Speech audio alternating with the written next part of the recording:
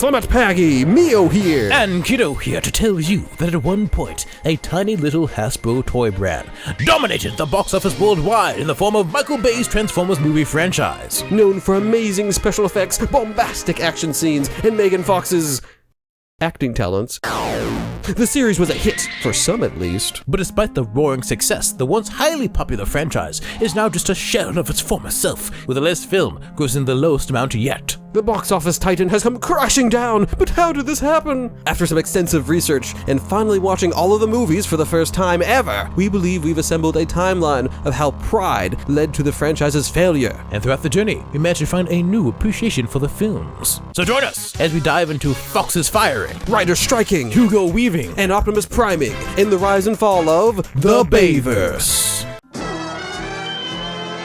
At the beginning of the new millennium, Hasbro was riding the struggle bus to Crash City, so they needed to revive some of the old tried and true franchises. At the top of the list was Transformers, sorry GoBots, as it had already proven itself through multiple animated series and comics, and most importantly, toy sales! Oh, and how best to bring Transformers to the attention of a new generation of kiddies? They figured a live-action movie would do the trick. The project was originally announced in 2003 and took a number of years before things really got rolling. Also, the movie was supposed to include G.I. Joe, but that got scrapped. Surprisingly, the producers Tom DeSanto and Don Murphy managed to get Steven Spielberg to produce the project. Turns out Mr. Spielberg was a huge fan of the show from watching it with his kids, and his involvement got DreamWorks and Paramount on board. Eventually, they pulled in the one and only Michael Bay to direct. After much hesitation on his part, he thought making a serious movie based off of the toys was stupid, but was eventually convinced by seeing all the lore and art that Transformers had accumulated over the years. With so much source material to draw upon, his creative juices were flowing and spraying all over the place. So, he agreed to direct the first movie in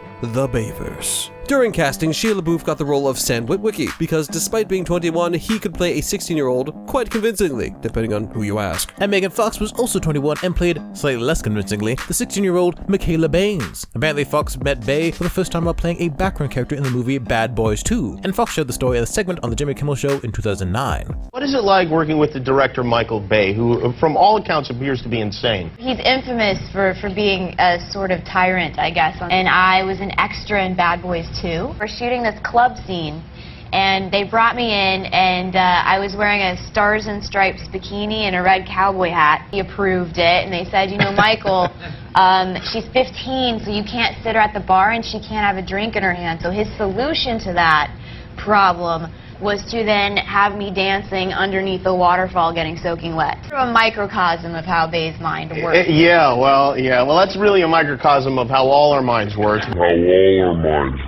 The morality of young Fox, Bay, and everyone else involved in the situation is questionable, to say the least, but I'm mostly wondering, where were her parents? Also, we had no idea that the characters in Transformers were supposed to be 16. It was a different time back in 2007. Yeah. Both girls needed to be drop-dead gorgeous.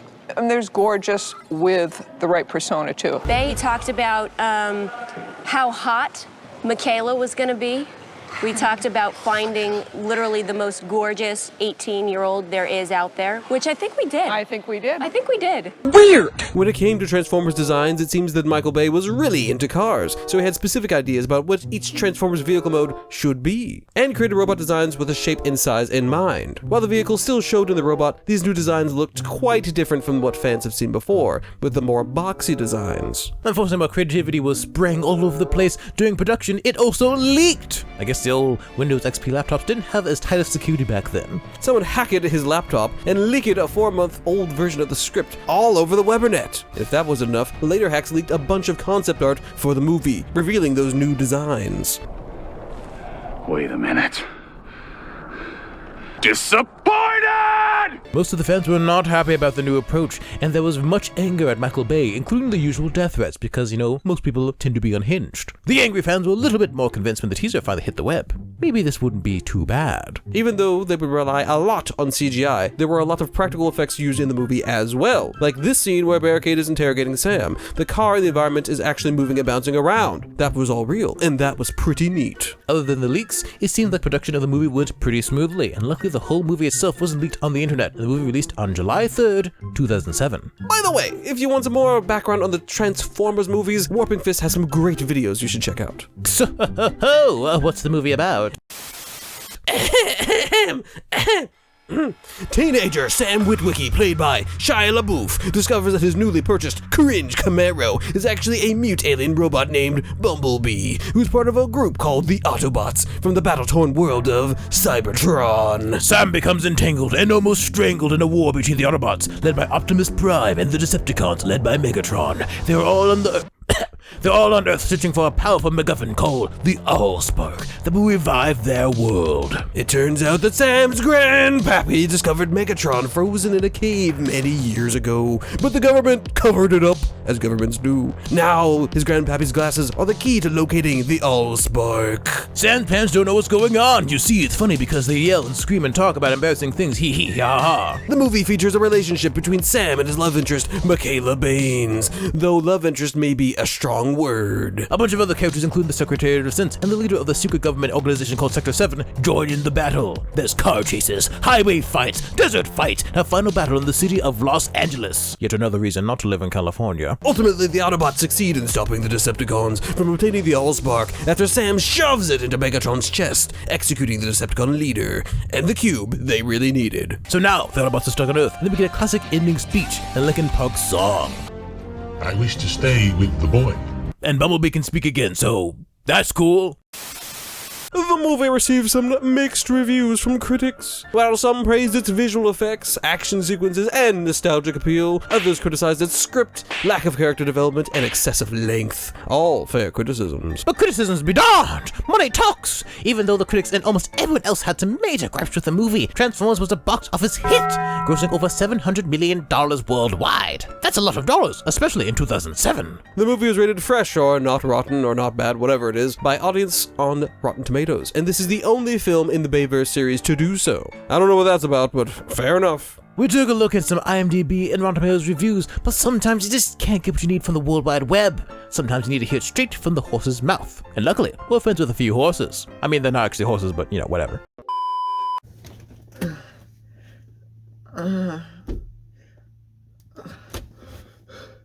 Sin City was a mavia. What do you want from me? What is your name? My name? Ladies and man. My name is the Autobots Title J. Review all the Transformers films. Now. Well, the first one, Transformers 2007, freaking changed cinema, man. I love that film. Why would you kidnap me and bring me here just to freaking talk about Transformers? You know I love Transformers. Transformers 2007, in my opinion, is honestly a really fantastic movie. It brought Transformers back to a high standpoint. It brought new people into the franchise, and it basically revived the franchise. 2007 Bayverse. Where do I begin with this? I actually liked the movie. I really enjoyed it. Sometimes there's some scenes that are questionable, but there's some part of it that are pretty good. I really enjoyed Optimus Prime's character, Jazz, rest in peace. The humans, Let me give you a review from a brainwashed fan's perspective. The original live-action film is a masterpiece that brought the Autobots and Decepticons to life like never before. First one is a masterpiece. I absolutely love that film. It brought Transformers into the live-action era and freaking shifted the popularity of Transformers, and it changed cinema in my opinion with the CGI. 2007 is that movie that brought me into Transformers. The storyline is so really well written. Good things about the fight scenes. Some of them are just too short. For example, Barricade and Bumblebee. Oh, Bumblebee just beat the crap out of Barricade. Wonderful. Optimus Prime's arrival gave me chills and continues to do so, and the CGI was groundbreaking for its time. The first half of the movie is a mystery while the second half is pure action. You know, I think the Transformers 2007 movie is fantastic, and I just can't help but give it a 10 out of 10. It deserves a 10 out of 10 for me. Overall, I'll give this movie a 9 out of 10. And here we are 18 years later. I still love the film, brings me so much nostalgia, and it has become a cult classic.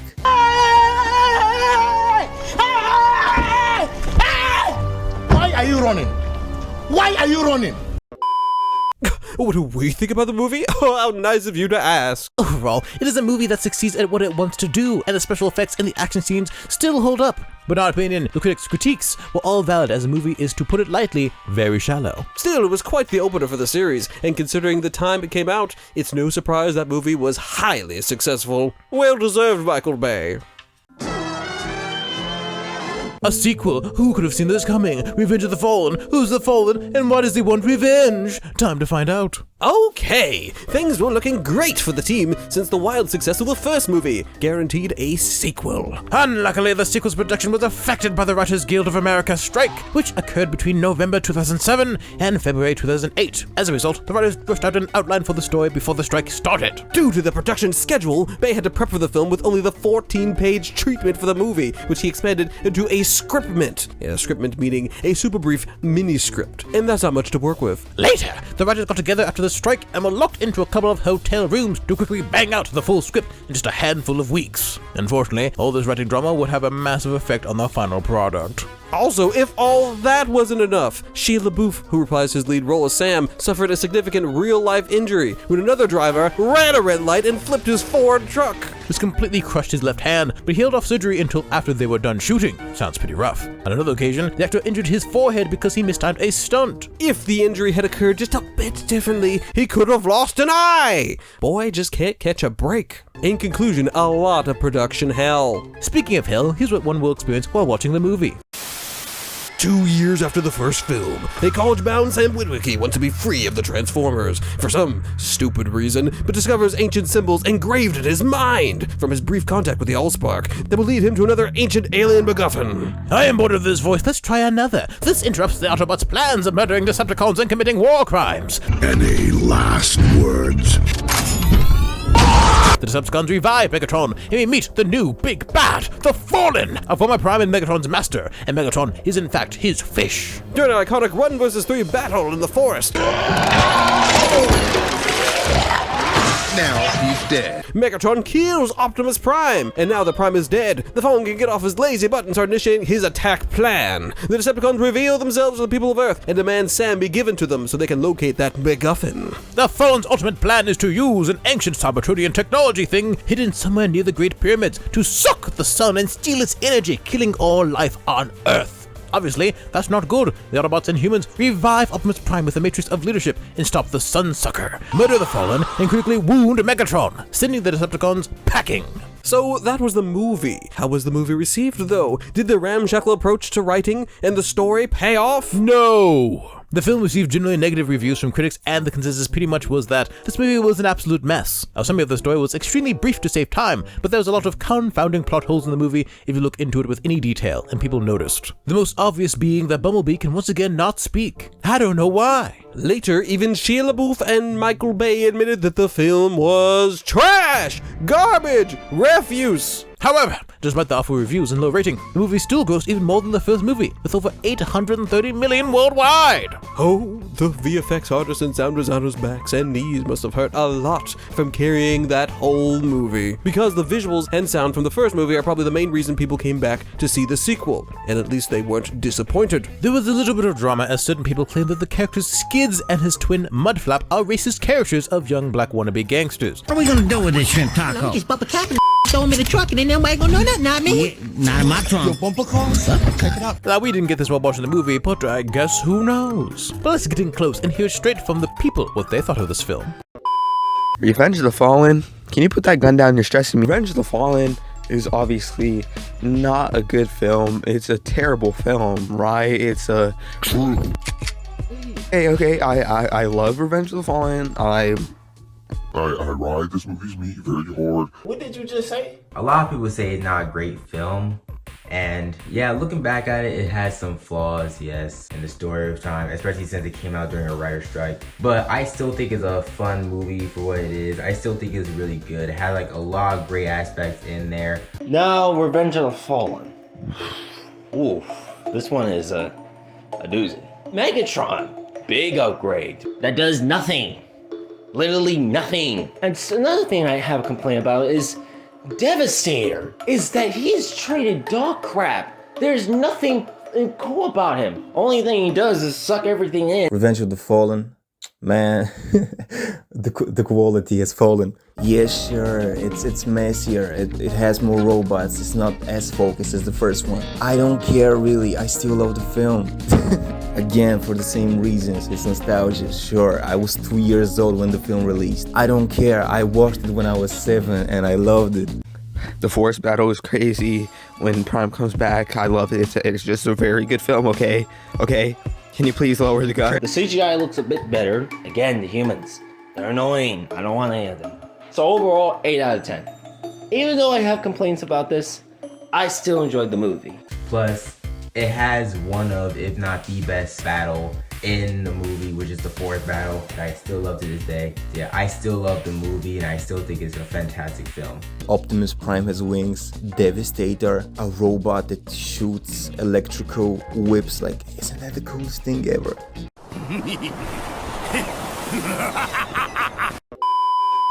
You still want to know what we think?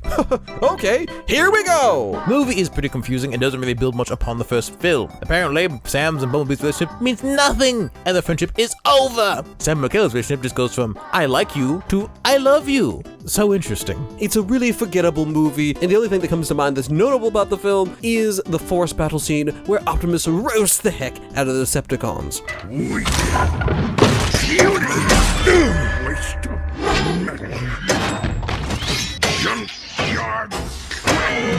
Piece of tin.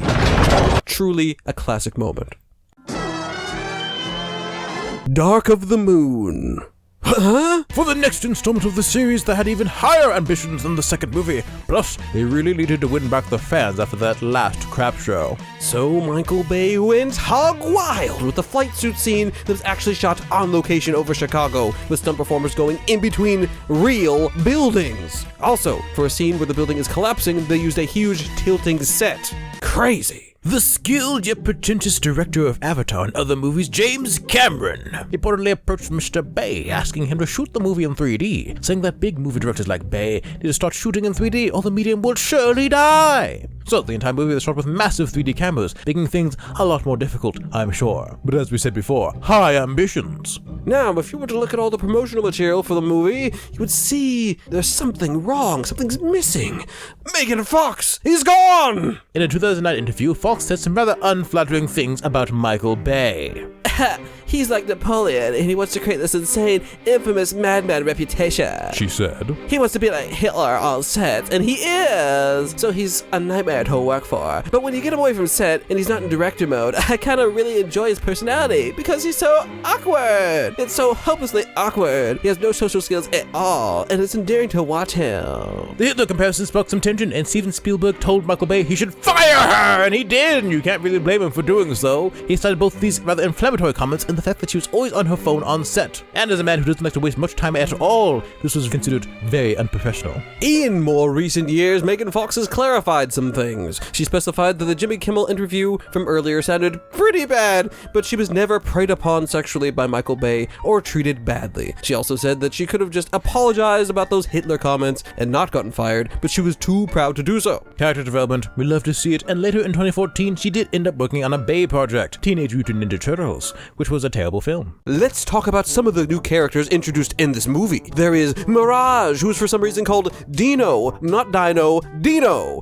and Sentinel Prime, who would end up being voiced by none other than Leonard Nimoy, who was actually married to Michael Bay's cousin.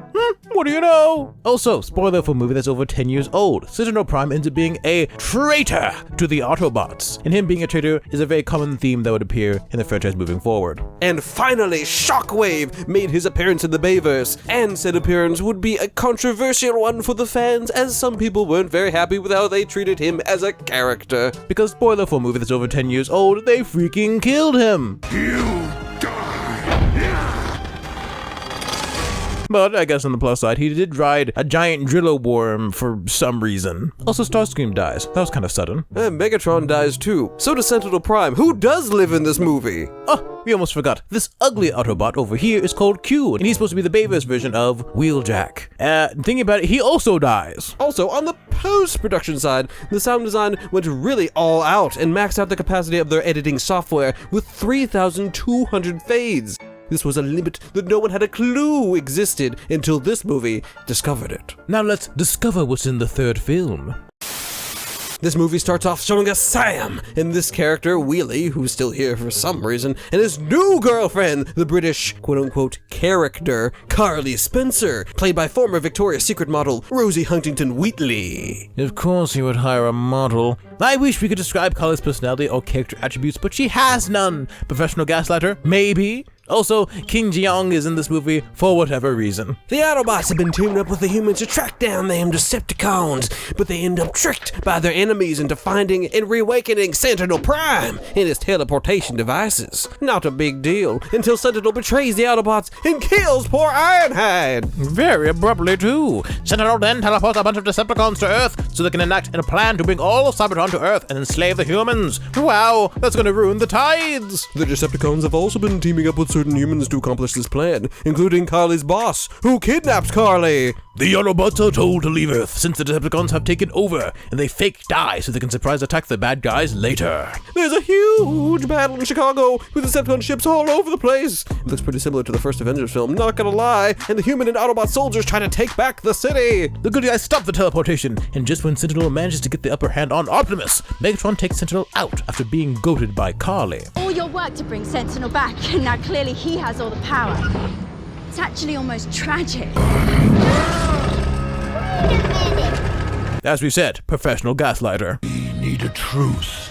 All I want is to be back in charge. Who would you be without me? Time to find out. Optimus is not amused by any of this and kills both Megatron and Sentinel. No, Optimus!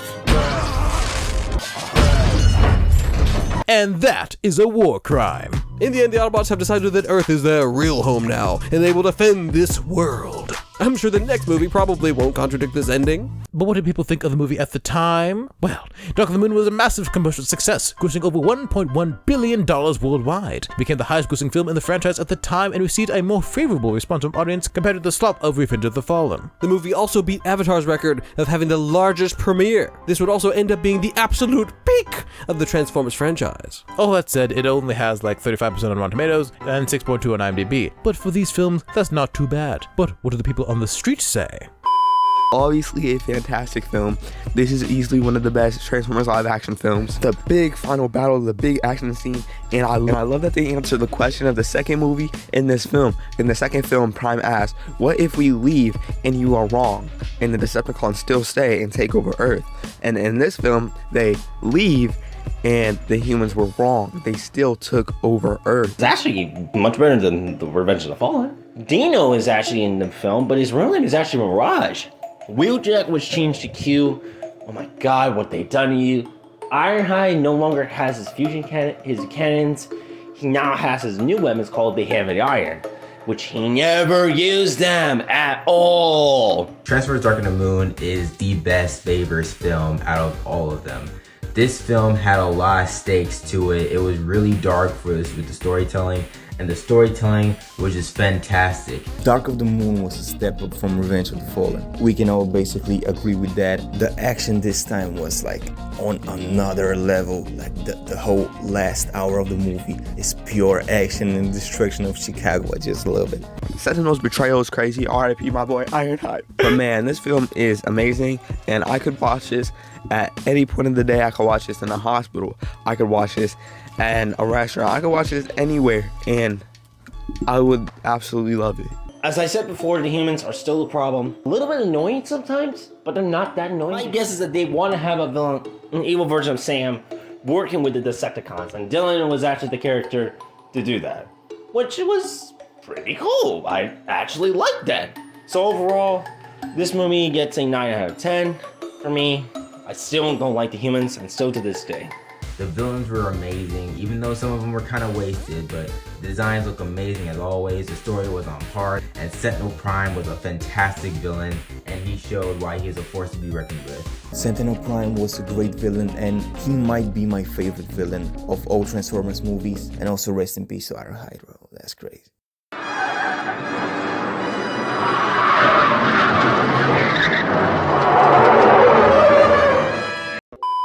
Oh, you still want to hear our opinion about the movies? No? Well, we don't care! This may be the best Transformers movie out of the 3 we've covered so far, depending on whether you like the first one or this one. Battle of Chicago is quite the spectacle. For such an effect-heavy scene, the CGI looks really good and the action sequences are most pog. There's a very smooth parkour shot with Sam. How does Sam know parkour? I don't know, but it looked cool, and you can definitely tell that that is not Shia LaBeouf. That being said, it still has all the right flaws the previous 2 movies had, and Ken Jeong's role in this film was just beyond confusing. I know who you are.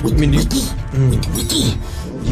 Optimus's character has been in question since the second movie. Give me your face.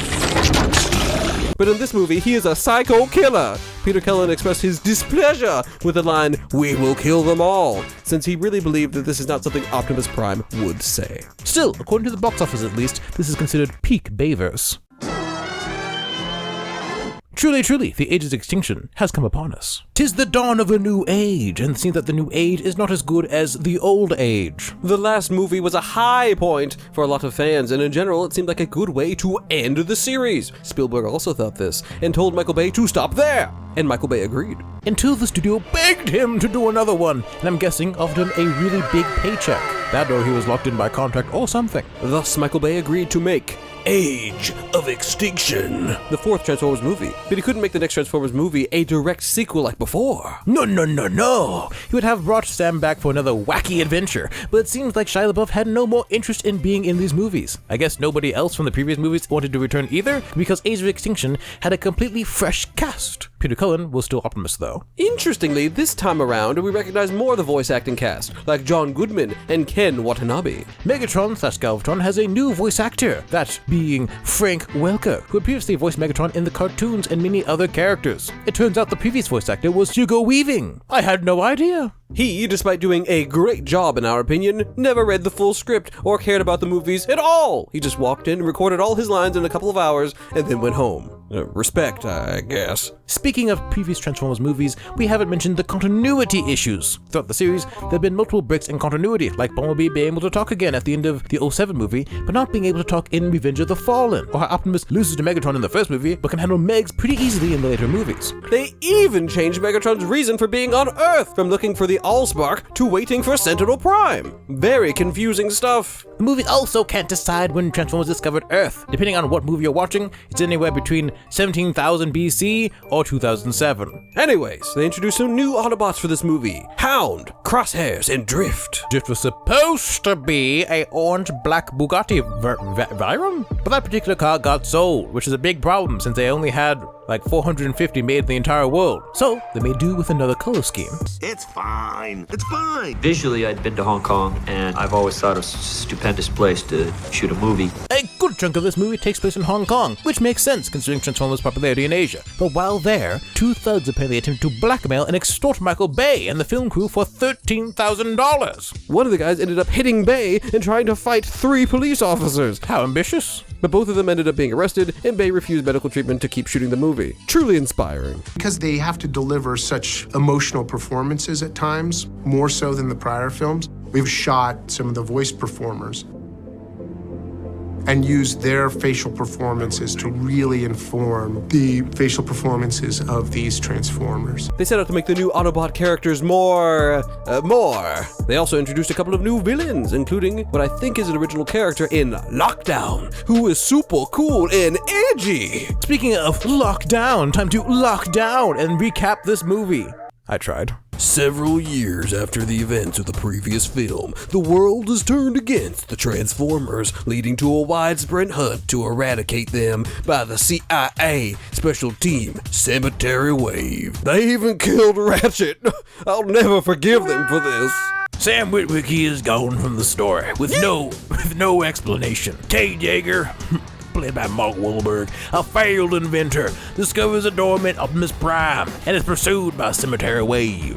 It turns out a company called KSI has I'm in the thick of it, everybody knows. Stop! has been using dead Autobot and Decepticon bodies to create prototypes for their new breed of Transformer. Kate, his daughter Tessa, and her secret Romeo boyfriend, who literally just appears out of nowhere as soon as they need him, all team up with the Autobots to uncover this government conspiracy. Also, side note, the boyfriend, Shane, is 20 and she's 17, but it's okay because of a long and unnecessary explanation about Romeo and Juliet laws. They slaughtered Ratchet! I'm gonna tear them apart! Not only do they have to deal with the new man-made Transformer prototypes, Megatron has been revived as Galvatron by these experiments and is out for revenge. If that wasn't enough, they'll have to fight Lockdown, a bounty hunter who I guess works for the same entity that created Cybertronians. I thought that was the Allspark, but who cares? Not Michael Bay! Prime is captured with the help of the CIA. In exchange, the corrupt humans are given a seed by Lockdown that will turn all organic matter within a certain radius into Cybertronian metal called Transformium. This apparently caused the extinction of the dinosaurs. Galvatron tries to get a hold of the seed to wipe out humanity, but the Autobots free Optimus along with their new allies in the Dinobots. You gotta have faith, Prime, in who we can be. They fight Galvatron and his cronies. They snag the seed with the help of the head of KSI. Stuff happens and the Autobots run off Galvatron, and the humans, Optimus, and Bumblebee kill Lockdown. In the end, Optimus leaves the Autobots to protect their new human friends and flies to go find the so-called creator of the Cybertronians with probably the second best speech in the entire series. I am Optimus Prime, and this message is to my creators. Leave planet Earth alone, 'cause I'm coming for you. Chills every time. So how was this movie received? This movie was wildly successful with a $100 million opening, depending on who you ask, and grossing $1.104 billion. But as usual, the reviews from the critics were not too good, or actually lower than the Revenge of the Fallen in some cases. While the first 3 Transformers movies were not popular with the critics, they were popular with the public and earned several accolades and awards, especially the Teen Choice Awards. However, Age of Extinction earned less than usual, quite a bit less. Interestingly, this was the first movie in the franchise to gross less than the previous movie. In fact, we would almost qualify this movie as the fall of Transformers, since past this point, every movie will gross even less than the last one. But what is the word on the street?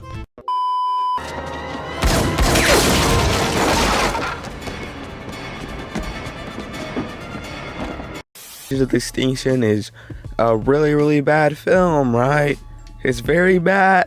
Okay, I love the film. It got me into Transformers. I absolutely love this film. It's like up there. I really like Lockdown. I really like the final battle. Transformers Age of Extinction is honestly overhated in my opinion. I think the film is still fantastic. Not only does it have fantastic characters and an amazing plot to follow, but out of all the Bayverse films, this film shows the Autobots on screen more than all the other films. Age of Extinction was the movie that changed everything. It changed the cast, both the robot and the human cast.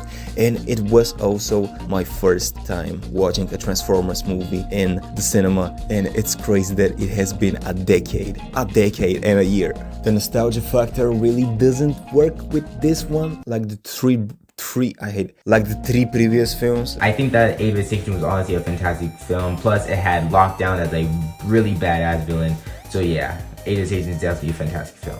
I still love the movie, bro. Like, we have Dinobots. You kidding me? Dinobots? Ratchet died, so that sucks. But like, we have Dinobots. What more do you want? The new designs of Optimus and Bumblebee. Even a decade later, I don't know if I like them. Like, they're kind of cool, but it's not like the original designs, which are my favorite ever. I don't know.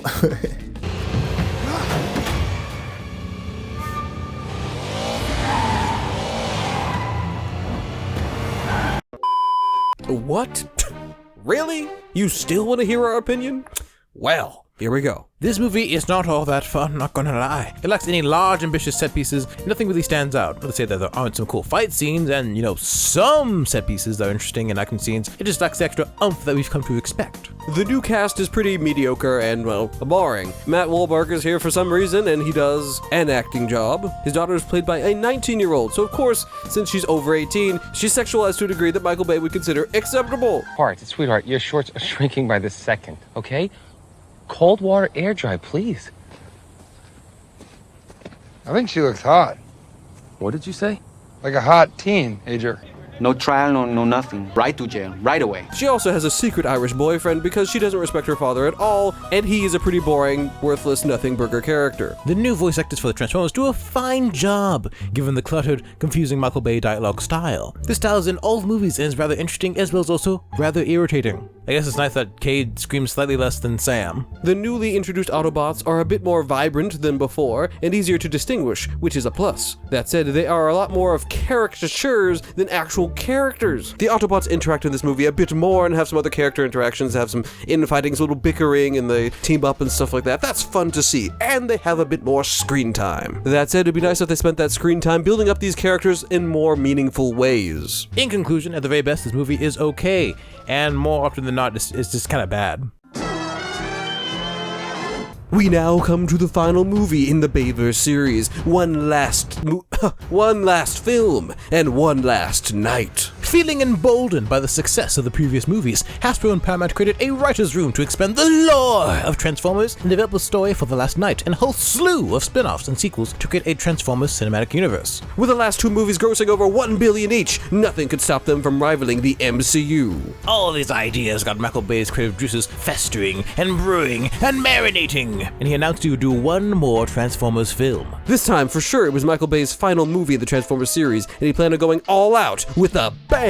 He grabbed a bunch of ideas from the writer's room and smooshed them together into the story for The Last Night. Because the studio was confident in the franchise, Bay and the team got an extra $15 million to make the movie, making the budget between $217 and $260 million. And Bay took the opportunity to double down and continue his obsession with the 3D medium by shooting this movie with massive, expensive IMAX 3D cameras. Mark Wahlberg came back as well as the previous voice cast from Age of Extinction, but the rest of the human characters are all, for the most part, new, except for these two guys who are back from the original trilogy. How fun. And somehow they got Sir Anthony Hopkins to join the cast. Hot Rod is in this movie, and it reminds me not at all of Hot Rod. He does have a time weapon that is used about as well as you can expect for a movie of this caliber. In other words, he only uses it when the story requires him to, and he's barely in the movie to begin with. Also, for some reason, he's French. They're going for a ride. How does that feel, guys? Really f***ing weird!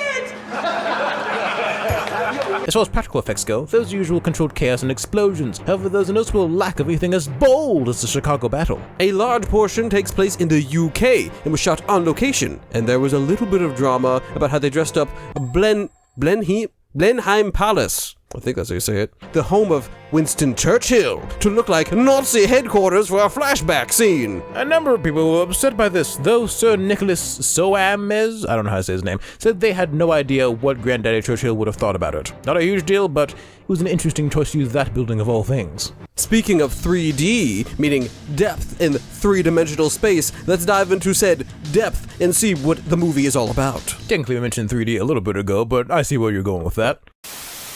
After the events of Age of Extinction and the departure of Optimus Prime, Transformers are illegal? Still? Again? I'm not sure, but they will execute any Cybertronian that seems like a threat, and Cade Yeager and the Autobot crew are on the run and hiding in a junkyard. This guy from the previous movies, Lennox, isn't really behind all this stuff, but he still works for the military, although you'd think he would have left by now. There's this girl. She was an orphan since her parents died in the Transformers battle. Which one? I forget which one.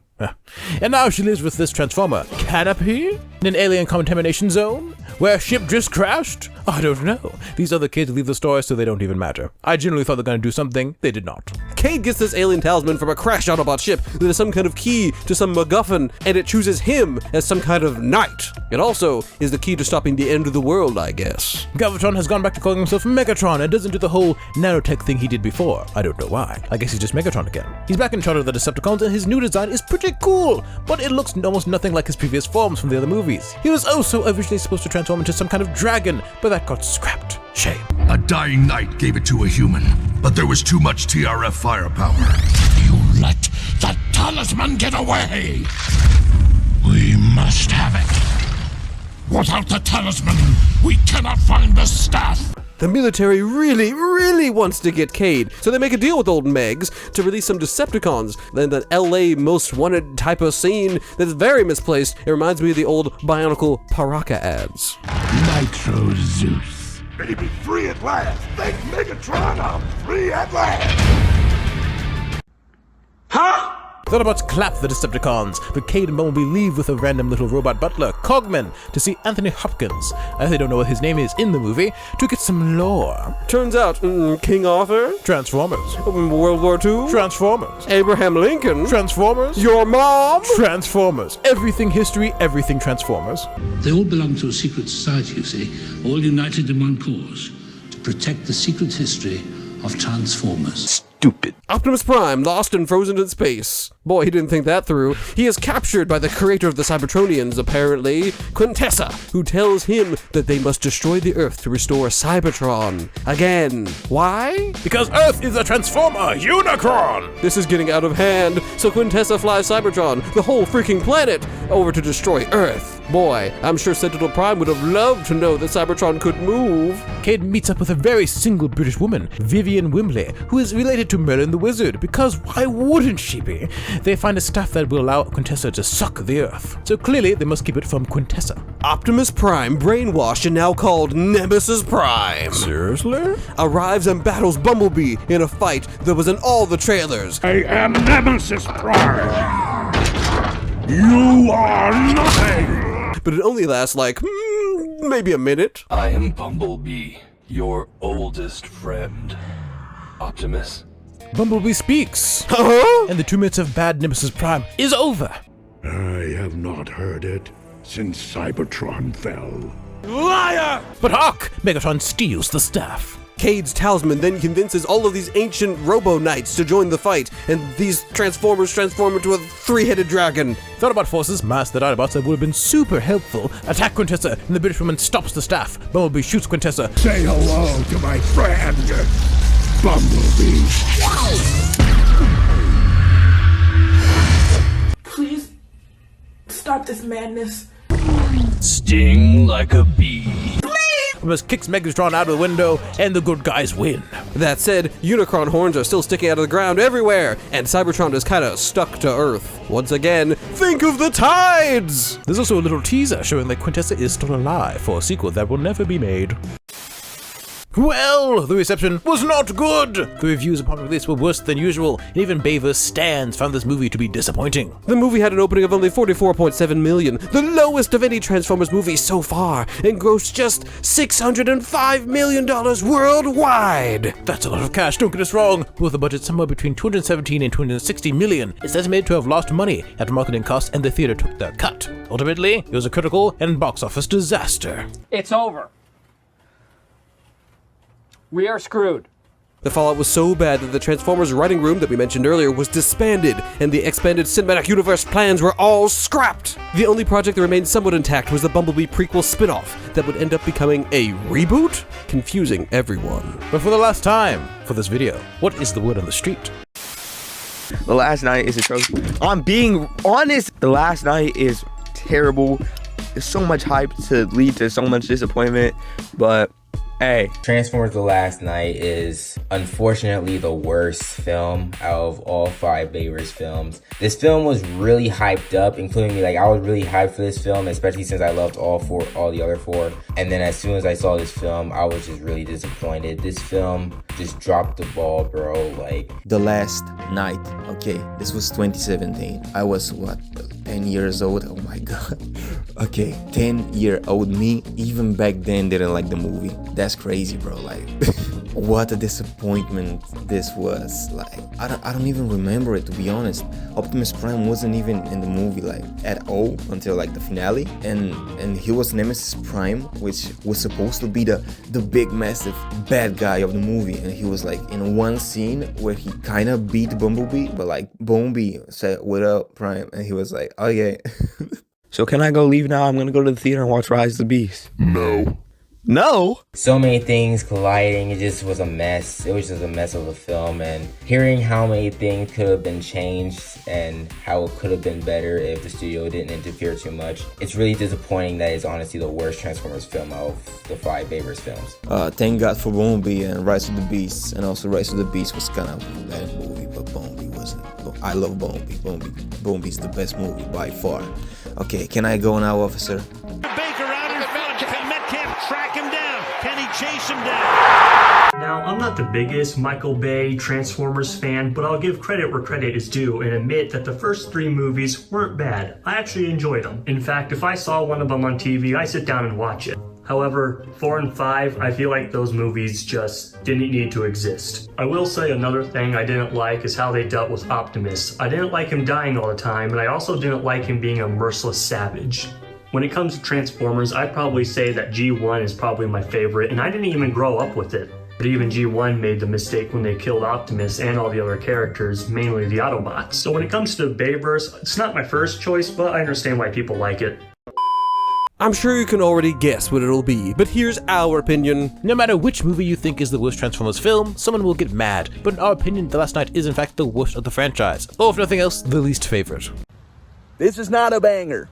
This is not a banger, and I know bangers. I know banger. It just edges out Revenge of the Fallen by having a surprisingly boring third act, and the action lacks even more oomph than the last movie did. For example, the final battle with Megatron mostly exists in the background, and they don't make any use of the Dinobots at all, which is perplexing. In fact, quite a bit of this movie is perplexing decision-wise. It's extremely inconsistent with the previous movies, and just keeps rolling back the clock every film, putting the Transformers' arrival on Earth even further back in the timeline each time, to the point that now Earth is a Transformer. That's just madness. Nemesis Prime also completely wasted. It's a rather cliche trope that was done worse than usual. Megatron once again becomes someone's fish and starts following Quintessa this time, who somehow was absent for the first 3 movies and only briefly mentioned in the 4th one. But now, Megatron suddenly knows that she exists. He takes his place under her boot. Like we said, none of the movies are consistent, but this one doesn't even try to hold to the canon of the previous movies at all. There's a list of inconsistencies that we noticed at least. Pause at your own discretion. Generally, the continuity is completely broken and the movie sucks. As it turned out, this last movie was the needle amongst the straw that broke the camel's back and popped the Transformers box office balloon.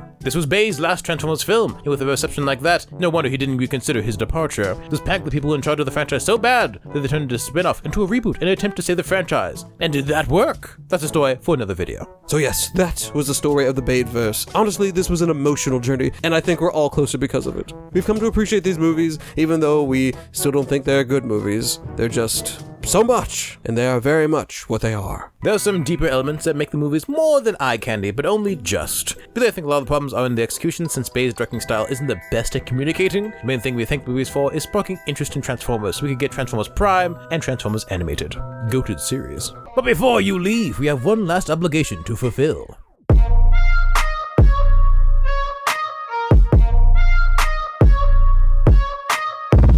Megatron Prime! One king shall stand, one king shall fall. You're so weak, resorting to human games to fight me. I'll crush your mechanical bones, just like in real battle. Time to find out. I'll take white, because this will be a clean victory. E4. Luckily, I've learned from a well-renowned chess instructor that the opening known as the King's Indian will work against any opponent. So you can play the King's Indian setup against anything. This is dubious. Honor to the end. Oh, so unwise. They slaughtered Ratchet! All hail Megatron! Don't get so cocky, Megatron. As I've learned from a human friend, no sacrifice, no victory. All your sacrifices will be in vain, Prime, since I have the advantage. Oh, nothing to say, Prime. I'm not surprised, as victory is within my grasp. Prepare to... Oh, it's over, Megatron! No! Starscream! Contingency plan! I'm trying, Lord Megatron, but the engine says we're cooked! No! I stand, you lose. It's time to lose, Megatron. No, it's only me, Prime. I thought you were gonna say, how could I forget? It's you and me, Megatron. No, it's only me, Prime. All our centuries of fighting comes down to this, and I assume Starscream is no longer cheating for you. I've severed contact with the little fool. He awaits me to return victorious after destroying you with a simple yet brilliant Scotch opening. No! I've taken your knight. What will you do now, Prime? Say hello to my friend, Bumblebee. Motherfucker!